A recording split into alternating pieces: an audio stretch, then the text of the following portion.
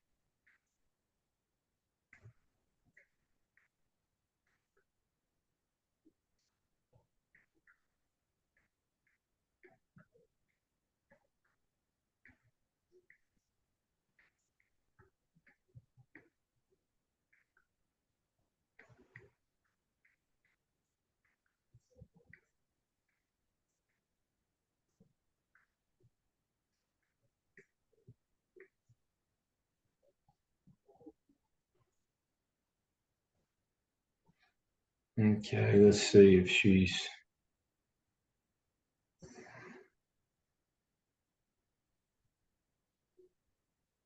See anything from her. That was another one that missed their meeting. Link didn't work. So you're doing, what county are you doing this in? Carroll County. Doing it in Terrell? Mm-hmm. So I've got a very, small population out here, rural district.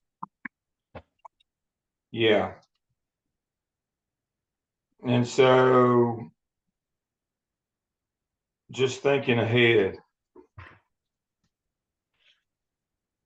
with your design, Mm-hmm.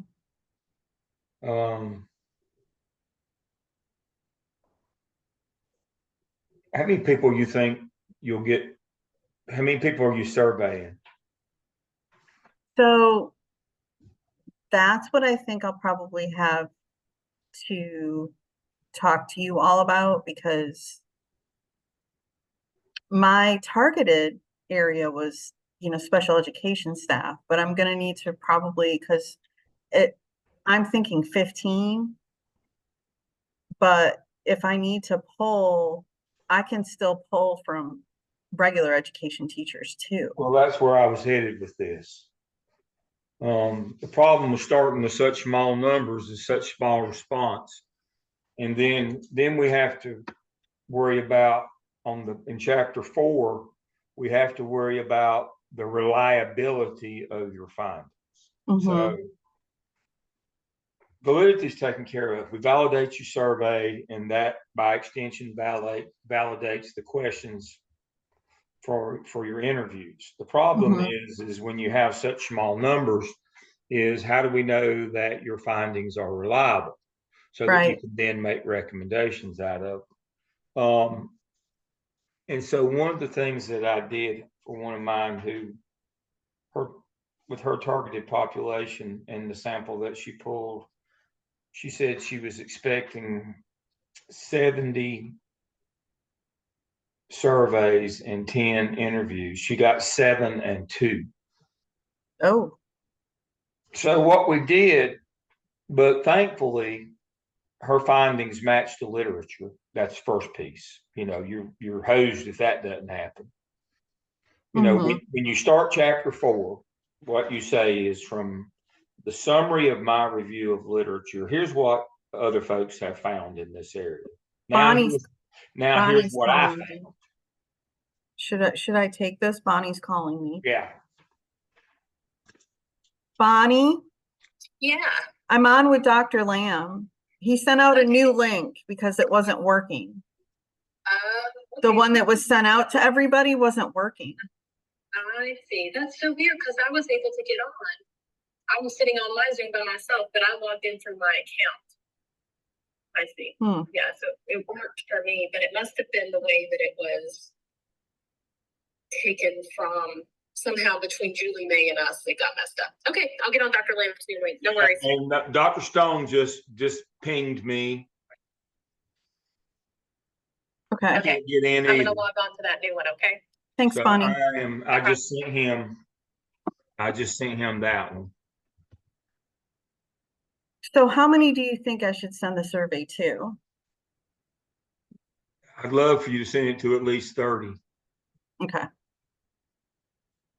And see, the trick is we can claim that if your findings match those of previous studies that look like yours, we can claim that we're valid from that point. And what we can do is we can actually go back and pull your surveys into your HD and pull your surveys in with your thematic analysis of the interviews and kind of converge them. And that's more power on the reliability part. Okay. So the trick is either get more or converge at the end if you've got small numbers. And so we have some tricks of the trade that we can do to try to, argue for validity and reliability in chapter 4. But if you start with a little larger group, it's easier for us to argue that. Right. And so I think reaching out to more staff, we don't have that many in Terrell County, but that's what I mean. If you can do 30, but we can 30 reach gives out us to the other ones. opportunity to maybe get 5 interviews as well. Okay. I don't like doing less than 5 because, in an explanatory design study, the power of your study, the value, the gold, GOLD, if you, is what people tell you. As we've talked about, the survey is just the setup. It's just the entree.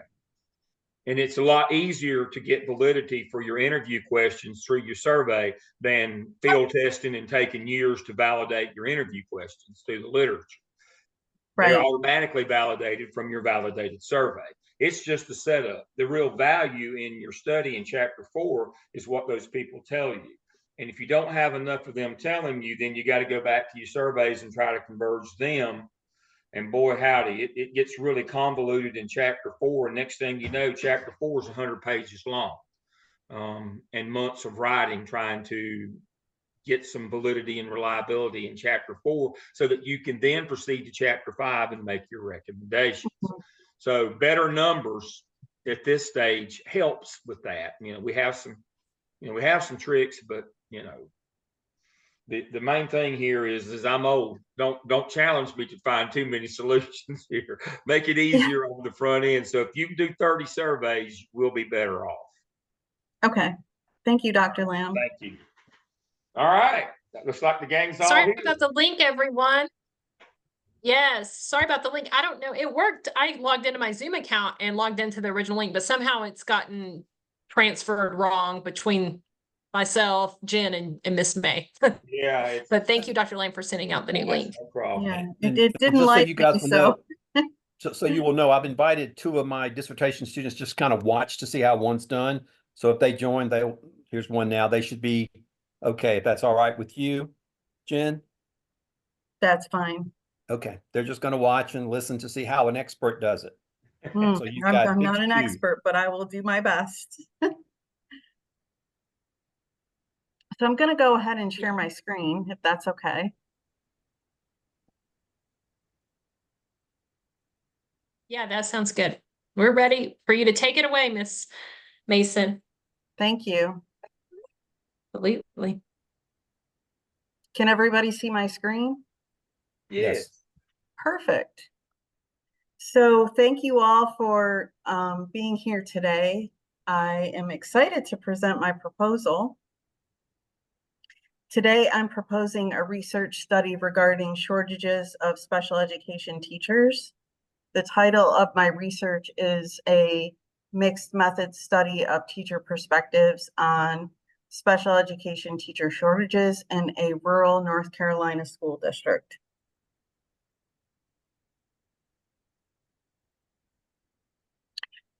I'm going to begin today with giving some background knowledge about special education law and just a little brief history of special education overall.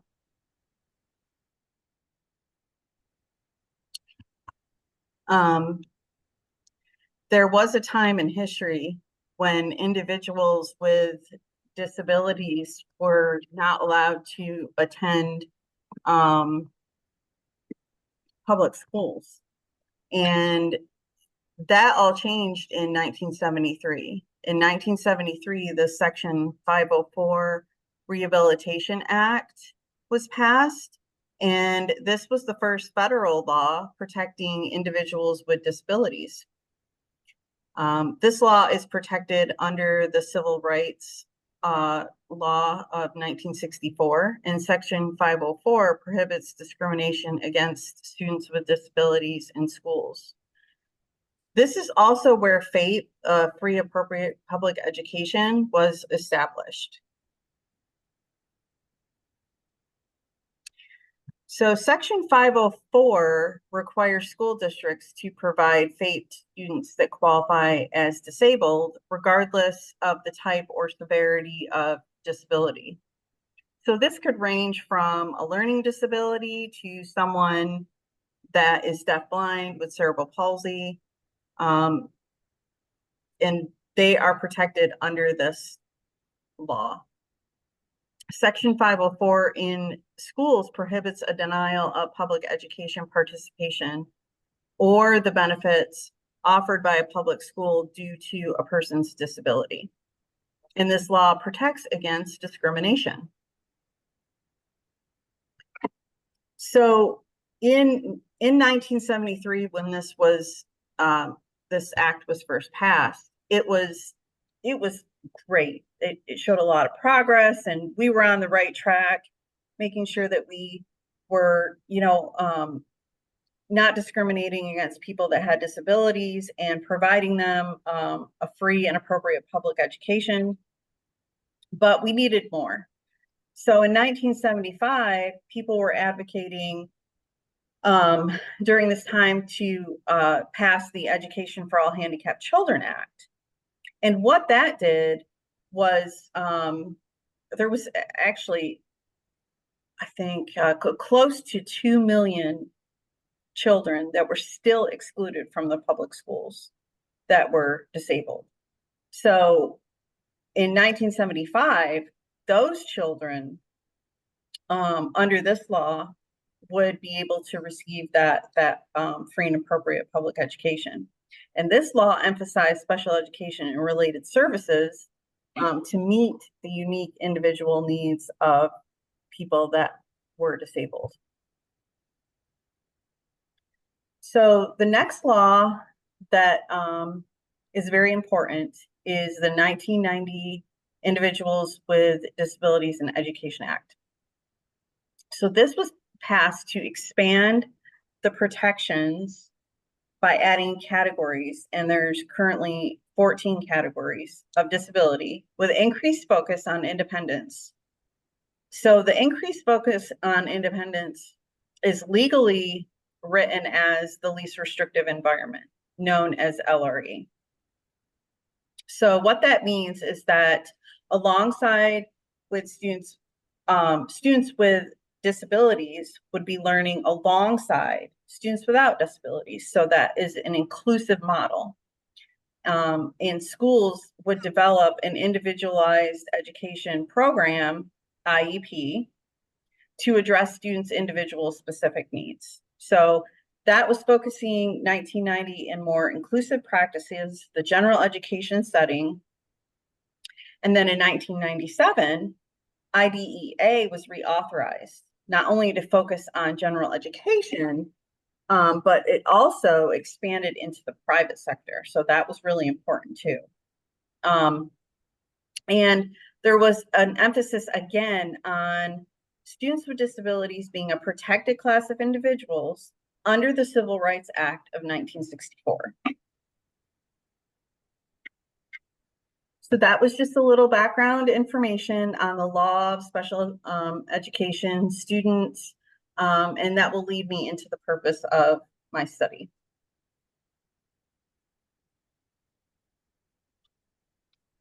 So under civil rights law, again, the students with disabilities are a protected class of individuals, and they are covered under Section 504 Rehabilitation Act.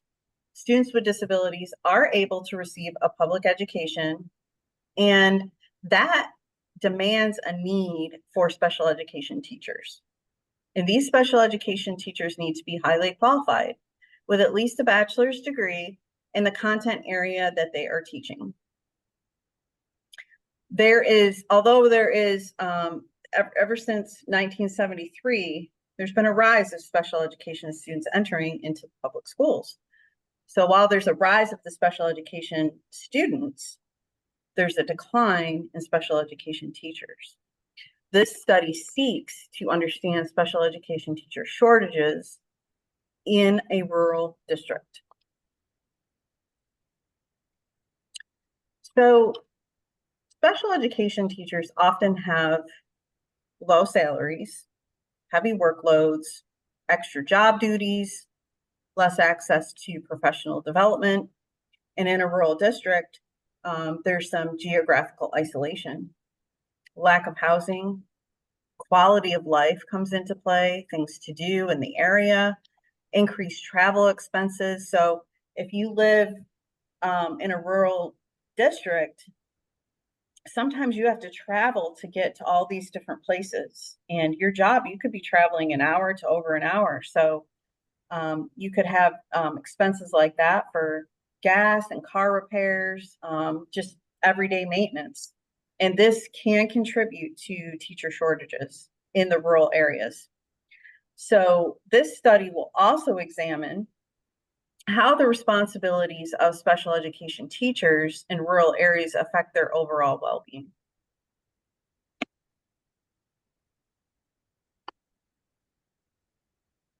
Special education teachers tend to endure more stressors than their general education counterparts. And let me explain a little bit about that.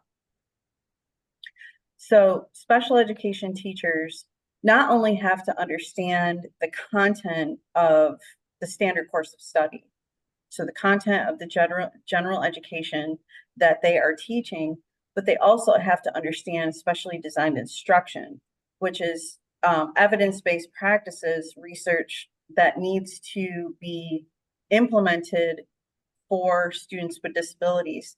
They also have to understand special education law and understand how to write individual education programs. And with those individual education programs, once the meeting is held for those and the documents are signed, that goes, they are now law-binding documents. So if you say a teacher, a special education teacher makes an error on those documents, it could be a small error, it could be a big error, leaving out a present level, something like that, you have to have a meeting. And the meeting is regular education teacher, special education teacher, administrator, and the parent and all these other people. So it's very important, and on the most extensive end of that, mistakes and lack of services can go into lawsuits. So just to give you an idea of what those are in comparison to their general education counterparts, the teacher shortages could be due to excessive paperwork, feelings of isolation and loneliness in their position, more demands placed on them, and less support from administrators.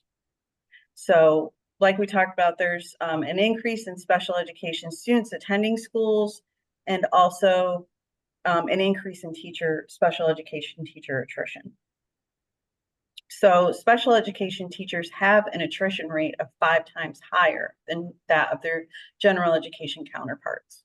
So this is really the beef of why I'm looking at this for the purpose of the study.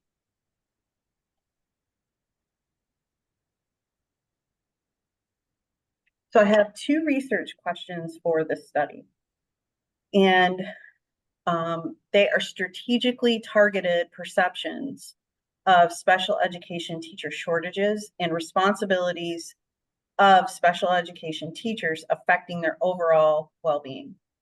The first question is, what are teacher perceptions of what impacts special education teacher shortages in a rural district?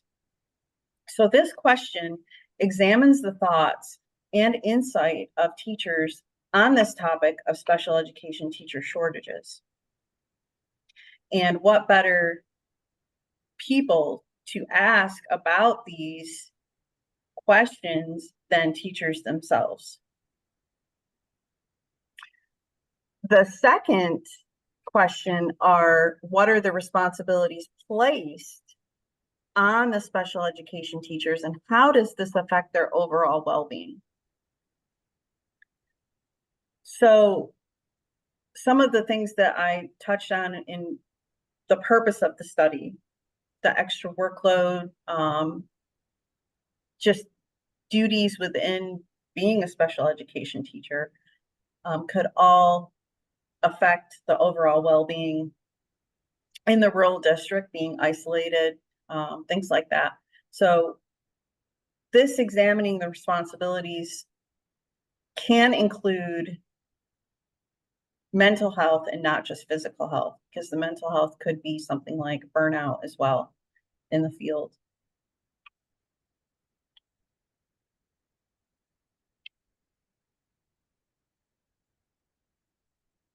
Next, I would like to address and give an overview of the study and just talk about a couple of these bullet points, and go into further detail about the issues regarding shortages of special education teachers.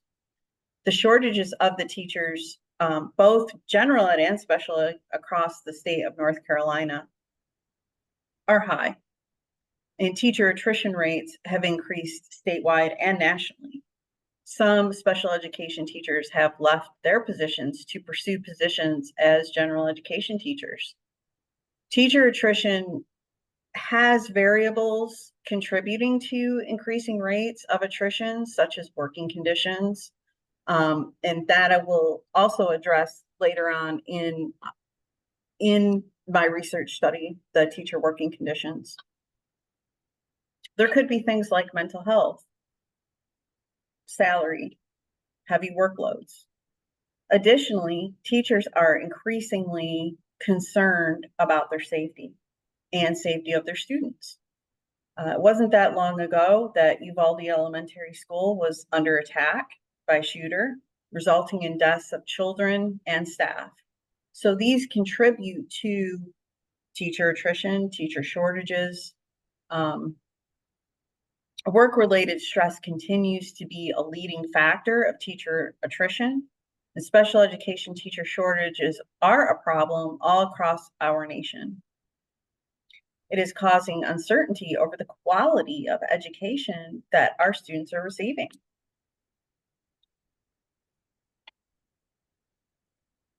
The research discusses the challenges of being underpaid and underfunded. The teacher working conditions survey that I have gone into detail within the research, this provides significant data addressing areas that may contribute to teacher shortages. So that is why I have brought in a lot of that data because the teachers are the ones that are in there, they're doing the work. They know they're living this every day, day-to-day life. So that teacher working conditions survey has a wealth of information and feedback given by the teachers. So I have used that data to apply to the study in looking and examining teacher shortages and their overall well-being. So the stress of the job can also contribute to the teacher shortages, but the work hours directly impacting the overall health and well-being of teachers, that is significant as well. But those things are mentioned in the teacher working condition survey, and there is quite a bit of data on that in the research study.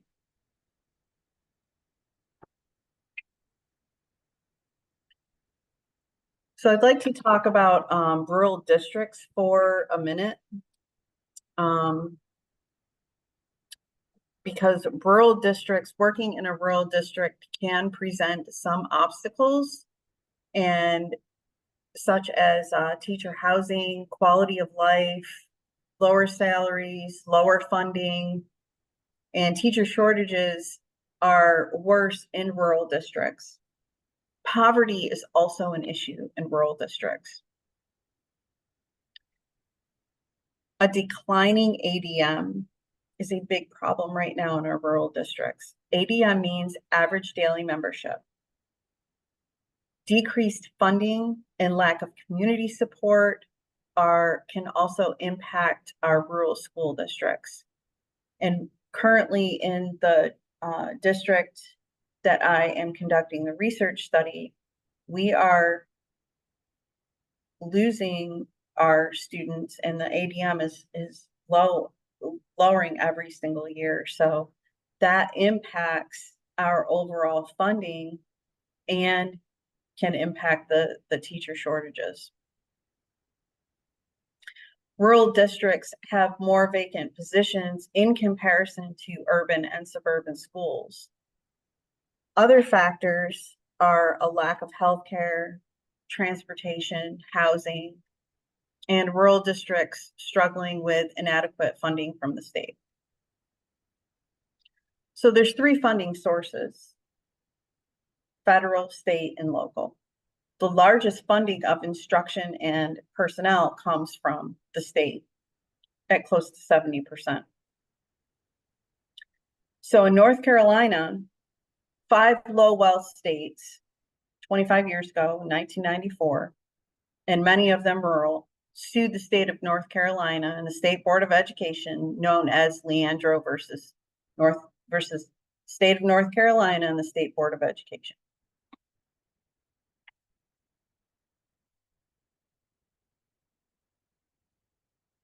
The Supreme Court ruled that North Carolina has an obligation to provide an equitable education that includes competent, well-trained teachers with fair access to reasonable resources. Rural districts continue to struggle with low wealth. There's the poverty aspect, lack of resources, lack of funding, and that is compounding teacher shortages.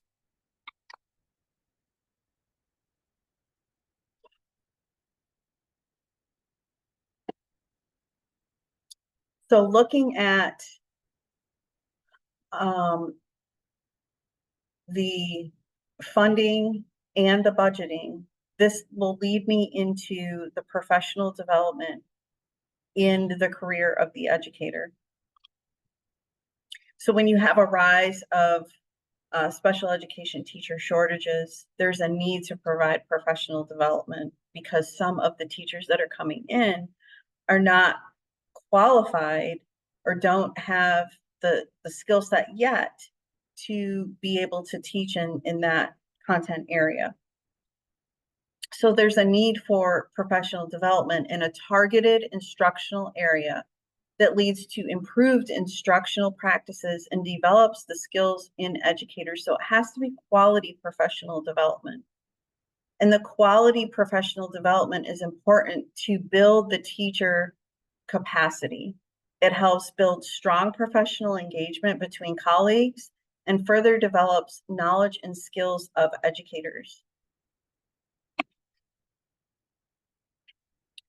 Next, I'm going to talk about the theoretical framework, which is Maslow's hierarchy of needs, and I am going to delve into the methodology after the framework.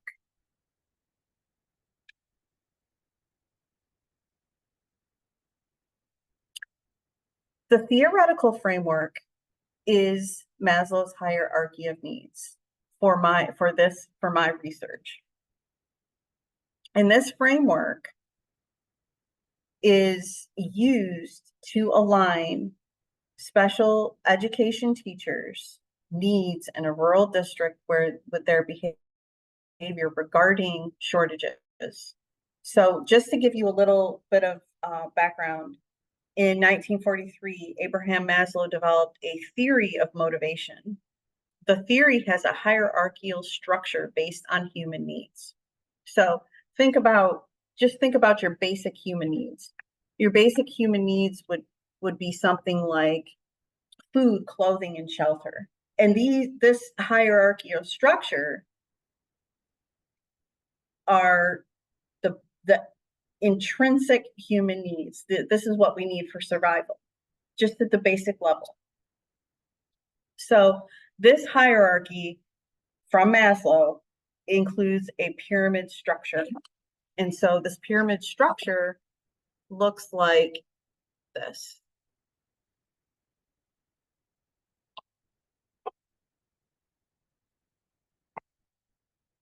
In this pyramid structure, at the very bottom of the structure, we have the physiological needs. The physiological needs consist of safety, or the physiological needs consist of food, clothing, warmth, rest, things like that. So within that structure, on the bottom is going to be your foundation. That will be the base of the hierarchy in the pyramid.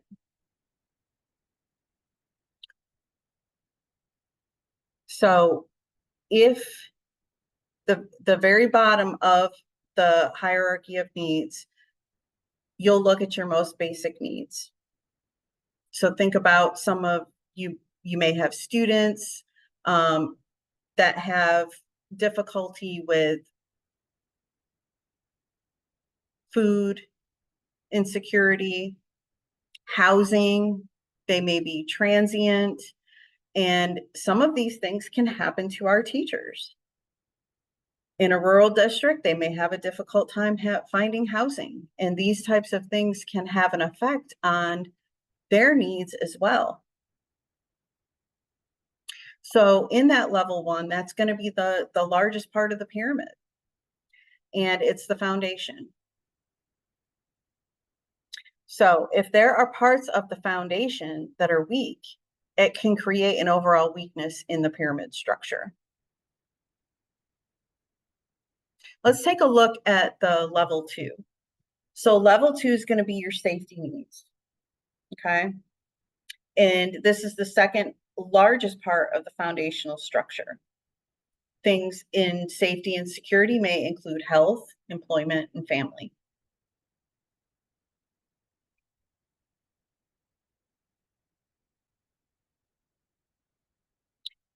And looking at the third level, you've got belongingness, which is going to be your intimate relationships. And teachers need to have relationships.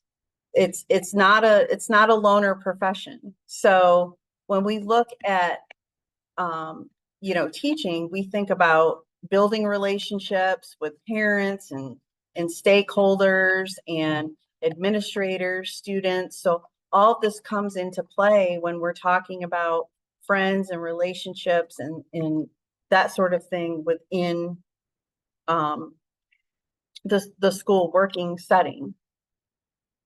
The next, we're going to talk about the self-esteem. So self-esteem is, just the feelings of accomplishment and the things that the teachers have been working on, and are they feeling successful, and just those areas of building your self-esteem, knowing who you are, and being able to utilize that within your work environment.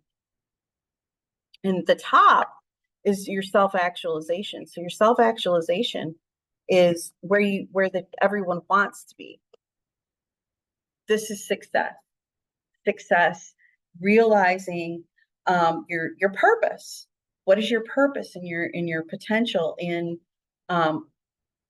life, and all of these coming together. Now, if you've got the thing about the hierarchy is that you could be like at the physiological area working on that, but you could also be working on other things, intimate relationships. Say that you've got the first two solid foundations for those, and you've got esteem needs, but you're still working on belongingness and love needs. So you can skip different areas and move back and forth in the Maslow's hierarchy. So using this framework will assist me in the research and understanding educators' responsibilities in their jobs and how that affects their overall well-being. If the teacher struggles with a living wage or insecure housing in a rural area, they may be at the lowest part of the pyramid attempting to achieve their physiological needs. Being unable to fulfill their needs may be contributing factors in teacher shortages and overall well-being.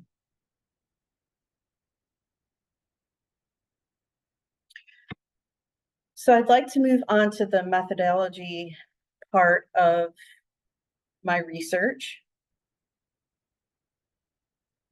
And as I've discussed, teacher shortages have become a critical issue for public schools. And this study will examine perceptions of teachers on what impacts shortages of special education teachers. A mixed method design will be used combining both quantitative and qualitative designs. And a survey will be conducted to participants that will drive the questions necessary for interviews and in the qualitative part. So quantitative will drive the qualitative part.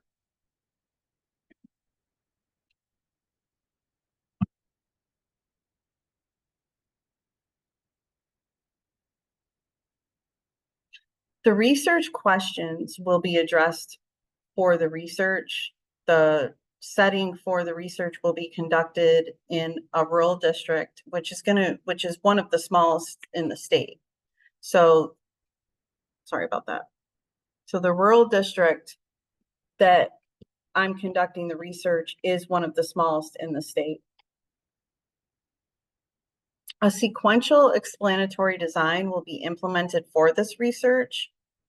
Quantitative results will be examined with qualitative data using the sequential explanatory design.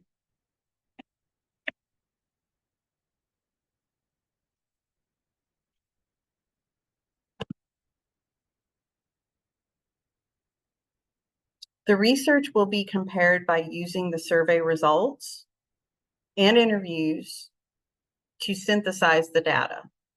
So in right here, the data collection down to the data analysis. So that will be the synthesizing of the survey results. And interviews will be based on those results. So the interview questions will be based on the synthesizing of that data. So value is added to the study when mixed method design is used, because it will enable me as the researcher to look beyond the survey results. So the sequential design allows for more comprehensive data to be analyzed. And the research begins with the quantitative, accumulating and analyzing that data, but then it's followed by the qualitative.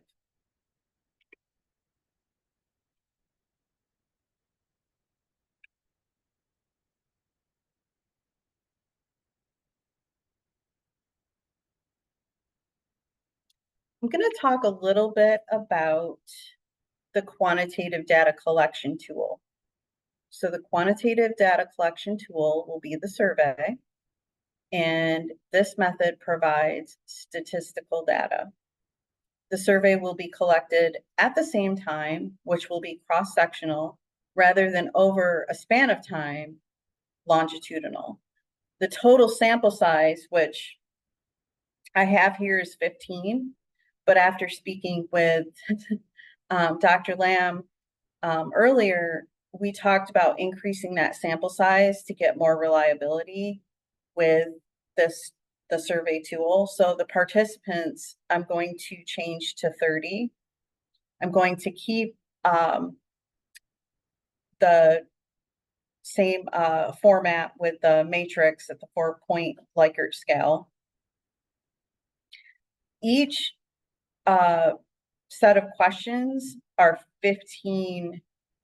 There's 15 research questions, or 15 questions for each research question, for a total of 30 questions. So 15 questions to address the first research question, 15 questions to address the second research question.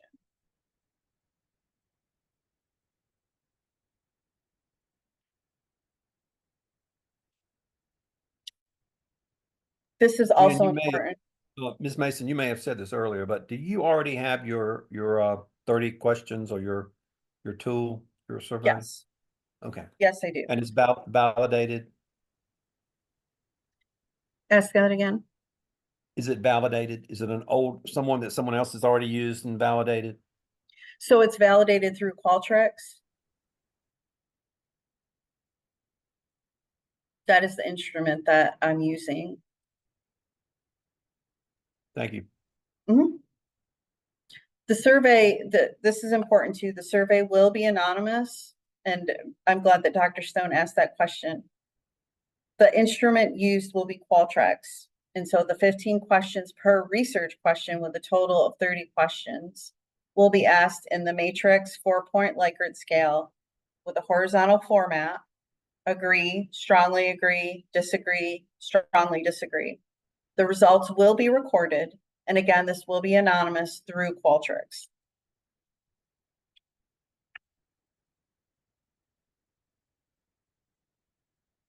So originally, I was aiming for a sample to be just the special education teachers to increase the variables of interest, quick turnaround, and overall knowledge of the position.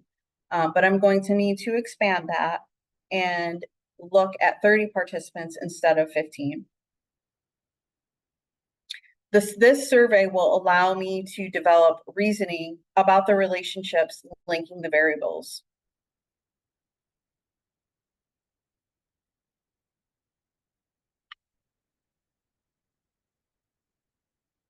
Okay, qualitative data collection tool. The qualitative design will be used in addition to the quantitative to extract more information and a more comprehensive understanding of the teacher's perceptions. I will conduct face-to-face interviews of approximately 5 participants. The interview questions will be direct, open-ended questions, and this will allow me to cover a more in-depth information from participants. The interviews will also enable me to uncover information that may have been missed in the quantitative method through the surveys. The interview questions will be guided by the results and the analysis of the survey to help develop strategic and focused questions. So the results from the interviews will be transcribed through the Otter AI service.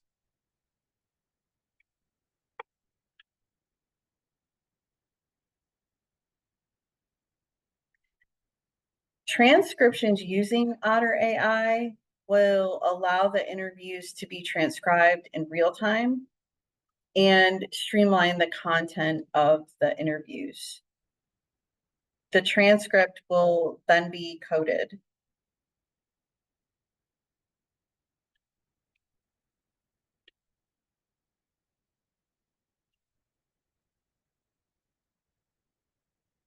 That will lead me into the coding process. So I've kind of numbered it here for the code, but I'm going to go into detail with the coding process. The first part is to gather and organize the data, and the transcriptions are going to be coded to make meaning of the data and provide a theme. So the first step is gathering and organizing the data and organizing it. I think organizing in the organization is going to be a really critical part of the process. It's just making sure that you've got the transcriptions and organizing it in a way that you can start to read the data thoroughly going into step number 2. So once I've got that organized, I would read through all of the data, read it thoroughly, and look for repetitive words and phrases. And if I need to reword it or reread it, I can go through the data again and reread it, looking for those repetitive words and phrases. The third step is the in vivo coding.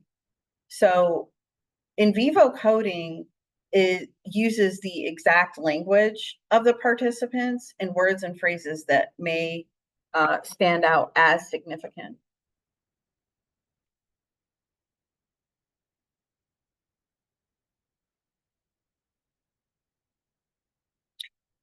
Using the in vivo code, I will code the transcript from Otter AI to answer the research questions.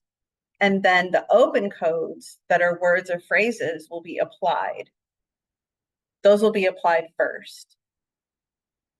The axial codes is categorizing the direct words and phrases from the participants. So that would be after the open codes. The last part of this will describe a theme from the coding, and that's what I want. I want the theme. The overall theme from coding will then be generated.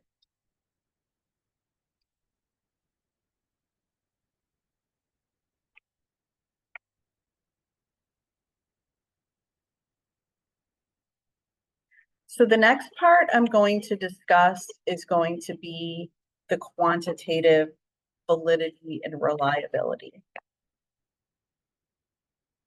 So the validity of the research through the quantitative method is a survey that's administered to participants through Qualtrics instrument. And I kind of talked a little bit about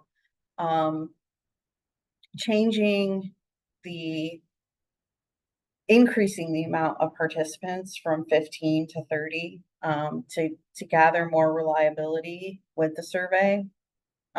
Even though I work in a small district, I'm going to have to increase that for the reliability of the study. The Qualtrics instrument is anonymous. There are 15 questions per research question. So 15 questions that will address the first research question,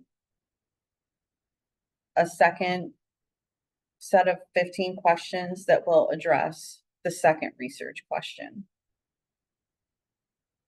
The survey is a matrix 4-point Likert scale with a targeted population of participants. So initially I had the special education teachers, but that can be branched out into general education teachers as well. The Qualtrics survey will be administered by email to participants and address the necessary questions. The questions will be unbiased And again, will be asked in a way to address and align with the research questions.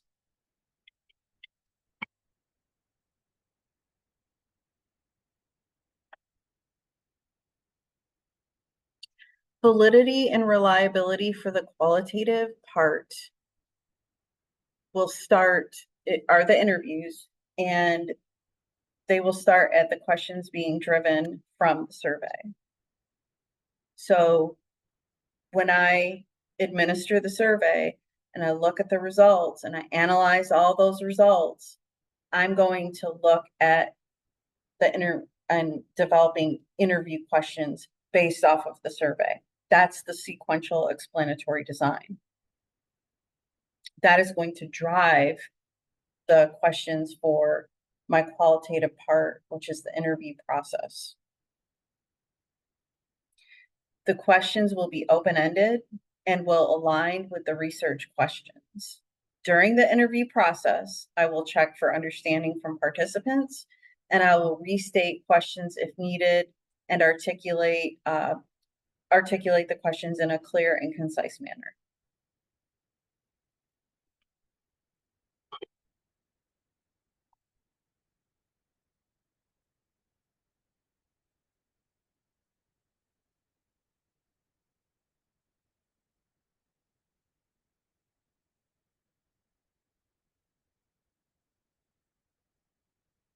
This is the piece where the ethical procedures come into play, and that's really, really important when conducting this research. Following the guidelines from Gardner-Webb and the Institutional Review Board, IRB, and the ethical standards will be taken and upheld for this research according to Gardner-Webb University and the IRB. The standards of the IRB will be followed to protect the anonymity of the participants in the study. Documentation will be submitted to IRB for prior approval before any data collection. Before I can move forward with this research study, I will need to gain approval, prior approval, before I conduct any research.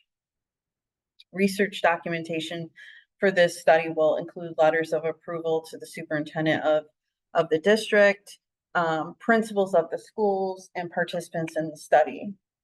I will protect the anonymity of the participants by following IRB standards. I will maintain validity in my role, providing participants with information of the risks of confidentiality, as well as advise them of assurances to withdraw from the study at any time.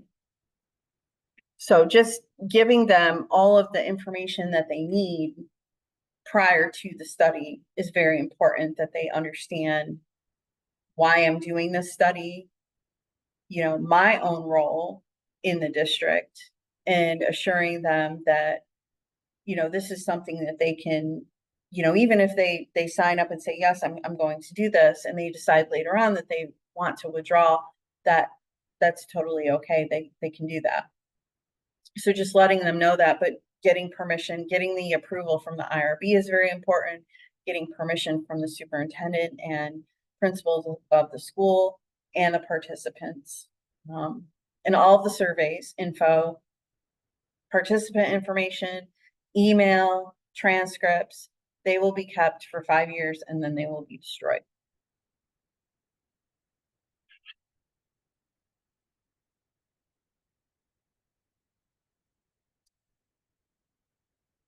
So my timeline looks like May to October. Today is the proposal. Today through June, I will work on the IRB process. July through August, I will conduct surveys. This is when I will conduct my research. I'll conduct the surveys that will drive my interviews. I'll conduct the interviews. In September, I will analyze the data. I will begin to code. And then in October, I will work on the results and the implications. I will be able to adjust this timeline as needed as well. because some things may take longer than others. But this is just a tentative timeline of what it looks like for my research. I appreciate everyone joining me for my proposal, and thank you for the time that you have given me and the research information that I've gathered so far to listen to me, and I welcome any comments or feedback. Thank you so much. All right. Thank you, Jen. We appreciate your time with the proposal. We'll now go out to breakout rooms, but first, actually, we need to ask questions first. So Dr. Stone and Dr. Lamb, I will turn the floor over to the two of you to ask questions. Dr. Lamb, do you want to start?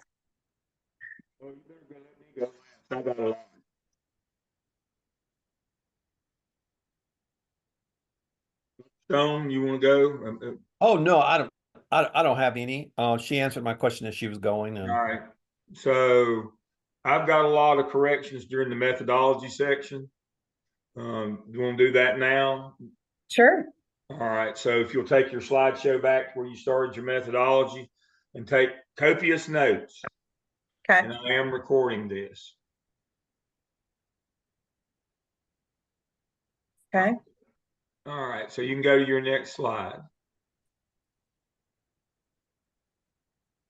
All right. Now, on terms of participants, Dr. Bellato and I did one last year at this time where we only had 14 participants, but that was okay because she got 12 of them to do her survey and 12 of them to do interviews.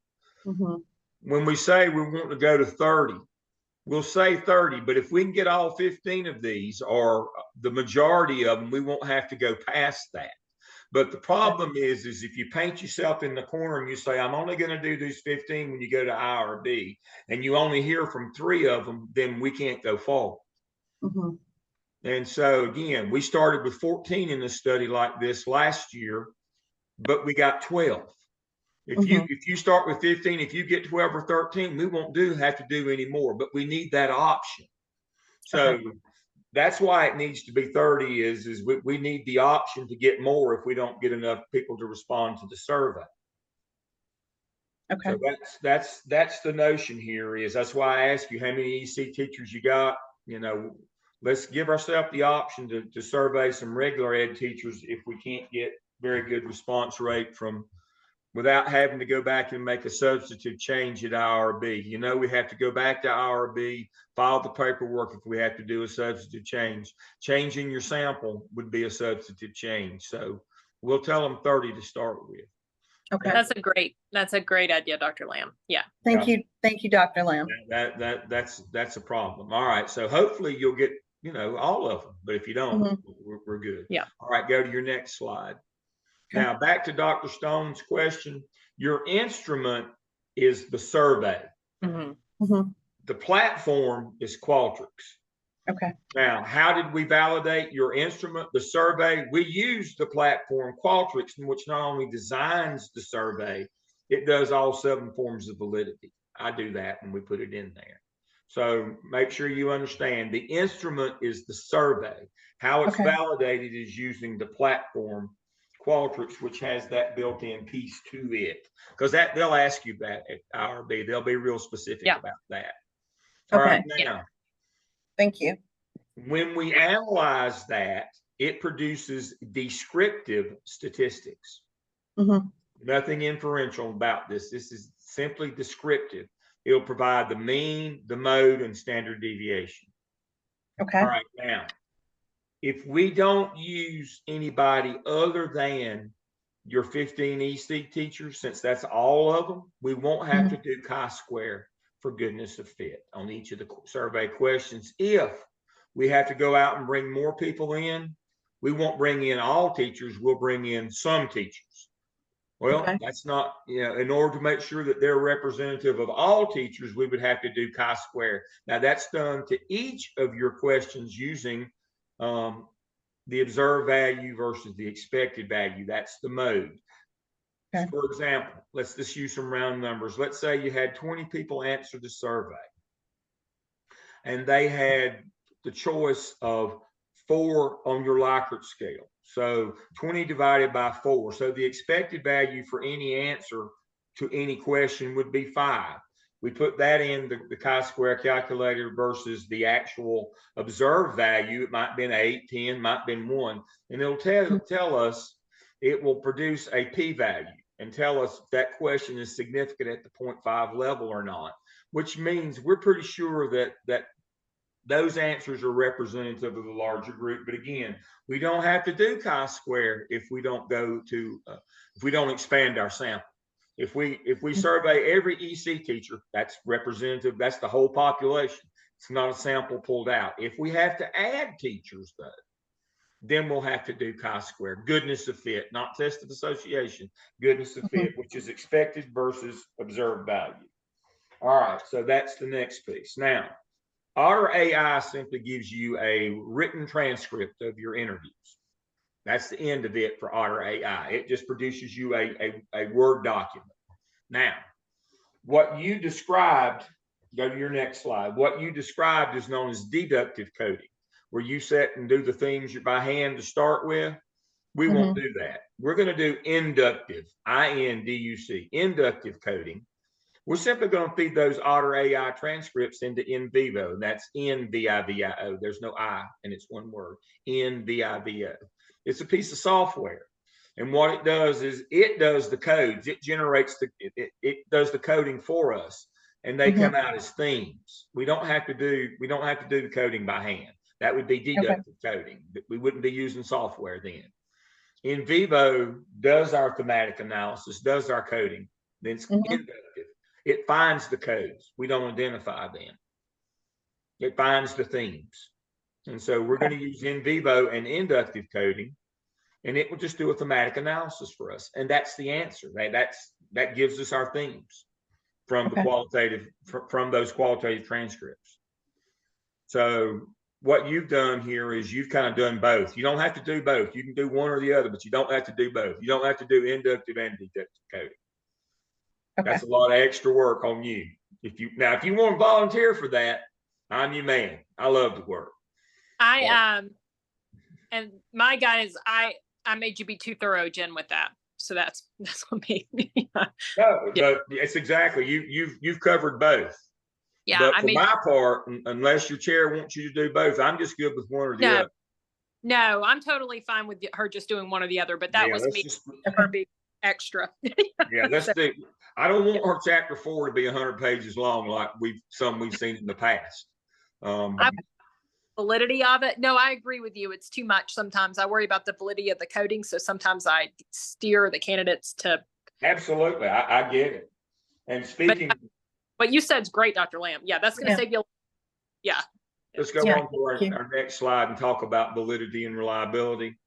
Once we have established the validity of the questions on the survey, that validity extends to the questions we ask in the interview in the sequential explanatory design, because our questions come out of that data from validated, and so by extension. Now, reliability is of your results, and our first check has to be back in chapter 4.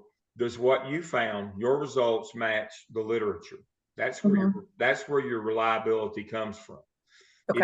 If your thematic analysis, the things that emerge don't match those from the literature, then we're going to have to write a whole section in chapter 4 where we go back and review literature to argue that your findings are valid, so that you can then do your recommendations in 5.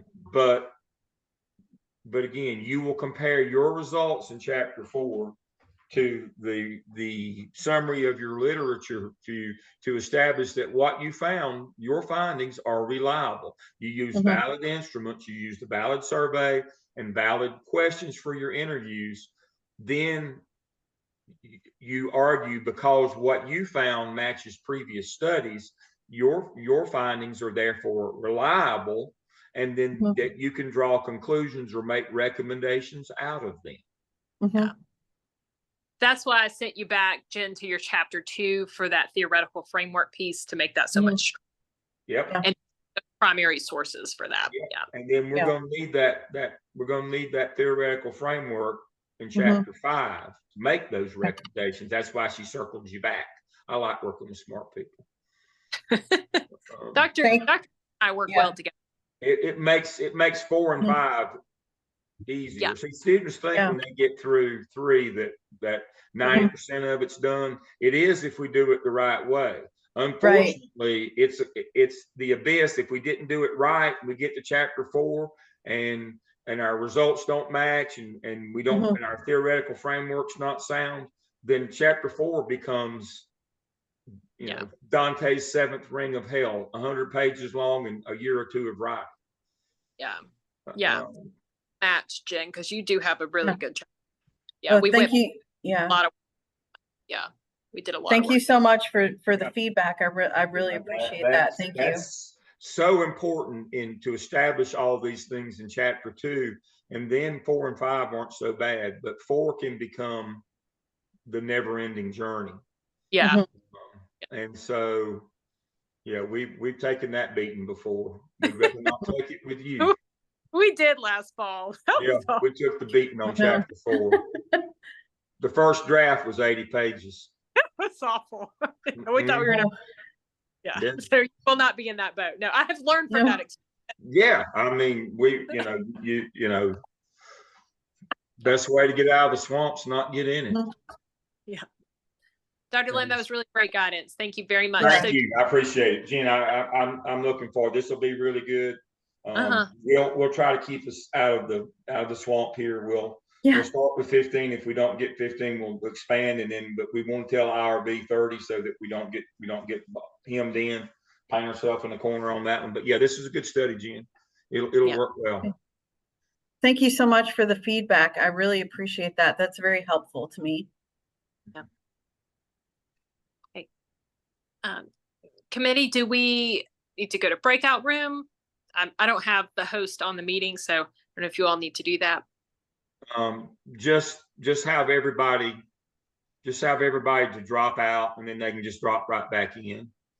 Okay. Rather than assign, just everybody except for me and Dr. Stone, Dr. Bellato, everybody just drop out, including Jen, and we'll be right back. And then what I'll do is, Jen, I will send you an email to come back in. Okay.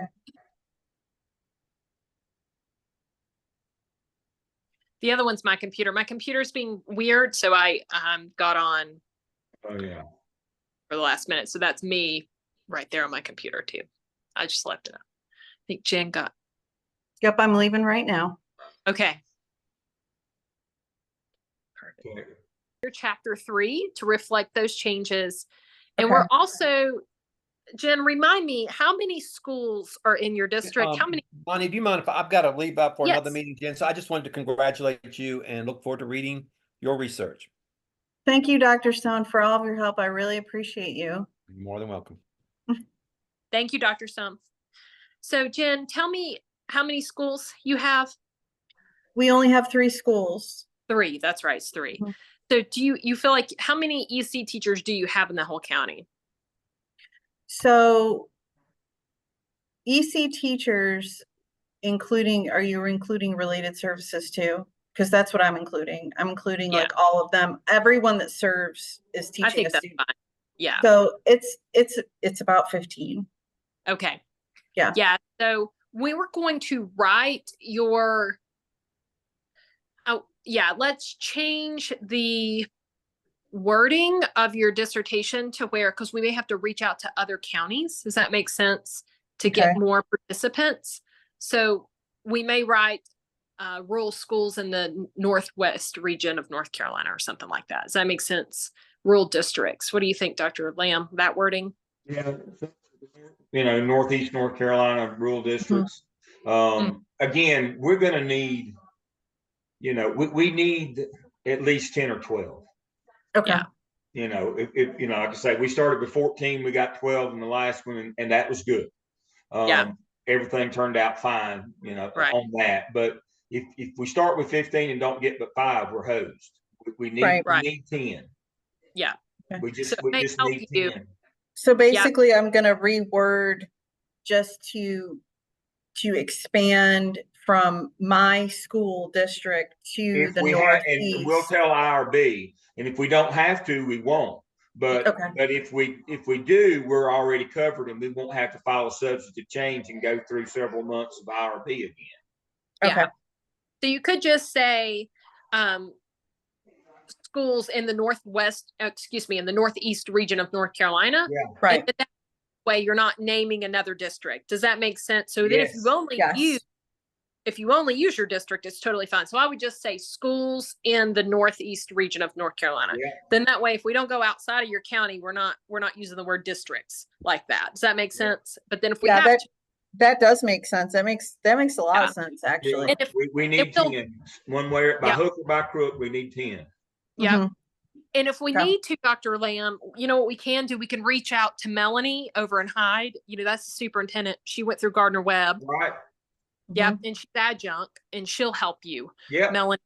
Yeah. Melanie Shaver. Yeah, I know Melanie. I work with Yeah, that's what I mean. we Yeah. work closely. Yeah. You know, Good. So if we don't get the 10, you know, Yeah. there's more than one way to skin a cat. But don't tell IRB, just your county in 15, because we may have to reach out to 30 in order to get 10. Right. Yeah. We may end up You sending won't that go email. past 30, I don't think. Okay. Yeah, I think you'll be okay. I think our next go-to will be Hyde if we need to. Mhm. And we'll talk to Melanie, and Melanie will help. So I think that, you know, and you may get all your people. I mean, you never know. You may be Yeah. like, you know, you may be Mhm. like Jennifer last fall. She got She all did. 14 and got 12 of them to do interviews. She got 14 out of 14. Yep. And that was, you know, yeah, that was over in McDowell, and that was the western part of the state. But, you know, sometimes people stick together and do it. You know what I mean? You're just going to have to wait. Yeah. So do those rewordings, Okay. modify chapter 3 with what Dr. Lamb's guidance was. If you will send that to me once you've done it, that Mhm. way I'll read through those changes in your chapter 3 and then change it in your title. Does that make Mhm. sense? Mhm. And once we've done that, you go ahead and simultaneously you've already kind of started on your IRB. You have my Yes. document. I take those notes, Dr. Lamb, during those trainings and put them in a guidance document for IRB, and I just send it to them like that. So you've got a template, you know, to Mhm. work with. Send that to me. And Dr. Okay. Lamb, if you want to read through our IRB too and give feedback, that might help it go through even more. And then we'll get your, the sooner you get your IRB in, the sooner you can, you know, get approval.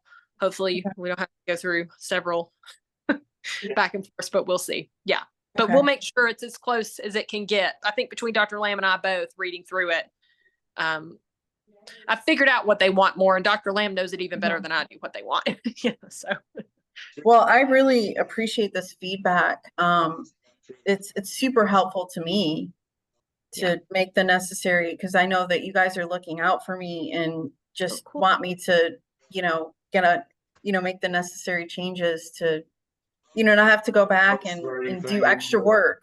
So I really appreciate this feedback. It's so helpful. Thank you so much. Well, we so appreciate you, Dr. Lamb. We really appreciate you. I really, really appreciate you. Jen, you're doing a great job. You're working hard. You keep working. I'll do anything I can to help somebody that keeps it going. So you keep going. Yep. We're proud of you. Bonnie's the best coach ever. She is. She's good. She's just amazing. You're so encouraging, Bonnie. I appreciate you so much. Yep. Well, you're great. And I lean on my people. I go to Dr. Lamb.